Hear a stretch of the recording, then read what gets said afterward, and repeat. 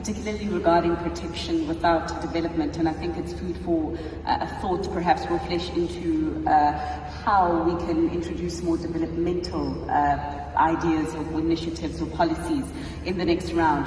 Honourable Asuquo, so can you just give us a sense of what is happening in Cross River State and the strategy that your government is employing in enabling a lot more young-run businesses?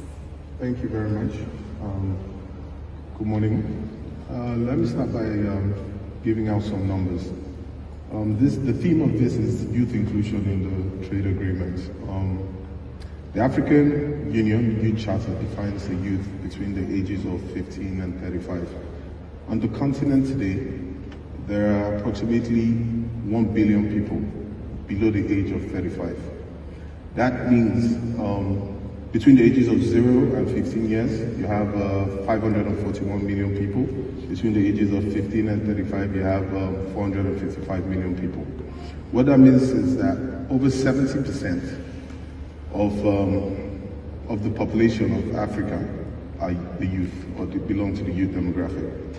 So this free trade agreement is about the youth, and the youth must be included. There must be need for capacity building and development to ensure that they have adequate participation in this trade agreement. Now, to come home to Cross River State, what are we doing? The governor of Cross River State has, His Excellency Senator Professor Ben Ayade, has understood that most of the challenges we have is the non-utilization of the youth factor in our economy. One of the easiest ways to utilize the high levels of energy young people have beyond technology is, and as cheaply as possible, would be in the agricultural sector.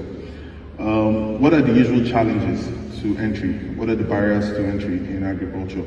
Today there's a preponderance of subsistence farming in Africa, in the area of agriculture. So what the governor is trying to do is to try and develop mechanized farming, large-scale farming, to ensure that there's efficient and effective output. The usual barriers to entering mechanized farming is the acquisition of land, large-scale land preparation, working capital, and the machinery is required. So what the governor has done was to identify young people that are interested in agriculture and start a capacity building program to develop their skills and their abilities. Gone further to acquire large